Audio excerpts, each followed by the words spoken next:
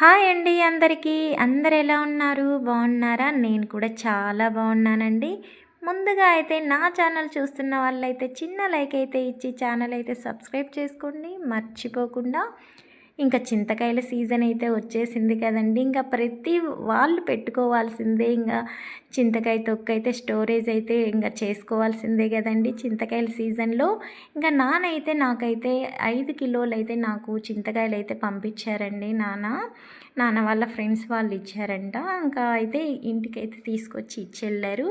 నేనైతే ఇంకా వాటిని శుభ్రంగా అయితే కాడలు అవన్నీ తీసేసుకున్నానండి. నేను మొత్తం వాటికి శుభ్రంగా తీసేసుకున్నాక నాకైతే 4.5 కేజీ అయితే వచ్చాయి చింతకాయలు. వాటర్లో అయితే పోసి 2 సార్లు అయితే నేను శుభ్రంగా కడిగేసుకున్నానండి. చింతకాయల మీద అంతా మట్టి దుమ్ము అవన్నీ ఉంటాయి. నీట్గా అయితే శుభ్రంగా కడిగేసుకోవాలి.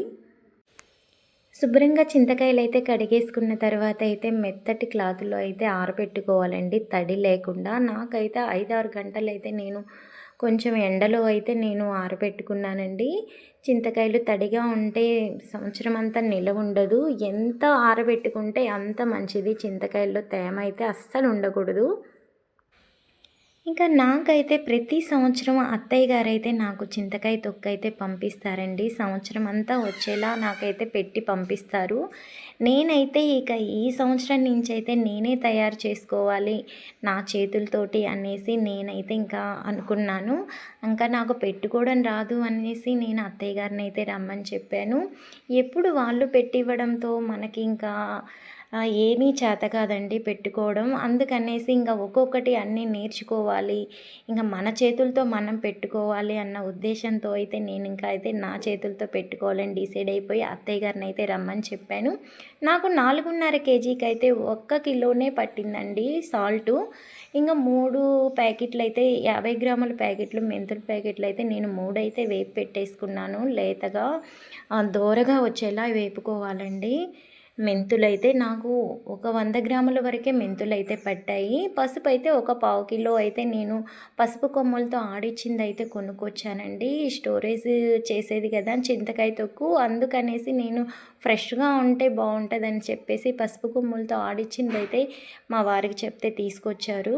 ఒక 1/4 కిలో వరకు అయితే నాకు పట్టింది.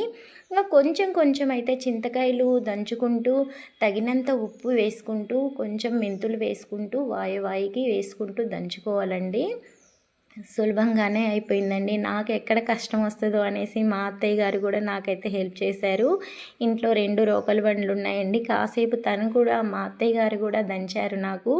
ఇక మా చిన్న కూతురు అయితే నేను ఏది చేసినా తను కూడా చేయాలి అంటది.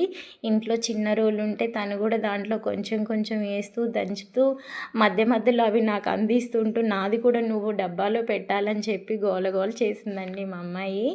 మా చిన్నది అల్లరి చేస్తూ ఉంటే నాకు అసలు కోపమే రాదండి, నవ్వొస్తూ ఉంటుంది.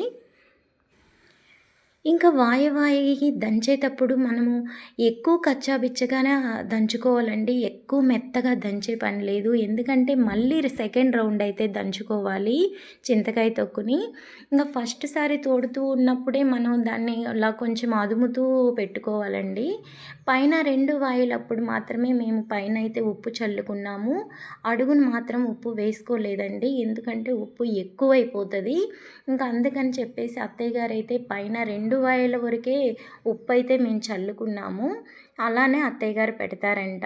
నేను కూడా అలానే పెట్టుకున్నాను. మళ్ళీ సెకండ్ రౌండ్ దంచుకునేటప్పుడు ఒక 10 రోజులు ఉన్న తర్వాత మళ్ళీ అయితే దంచుకోవాలండి. దంచుకున్నప్పుడు అందులో ఉన్న ఇత్తనాలు పీసు అయితే కొంచెం ఏరేసుకొని మళ్ళీ సెకండ్ రౌండ్ అయితే దంచుకుంటారంట. అప్పుడు కూడా ఉప్పు తక్కువైతే వేసుకోమని చెప్పారు.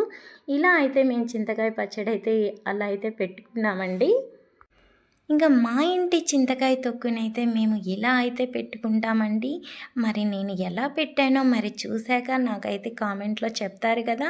మరి మీరెలా చేసుకుంటారో నాకు కామెంట్లో అయితే తప్పకుండా చెప్పండి.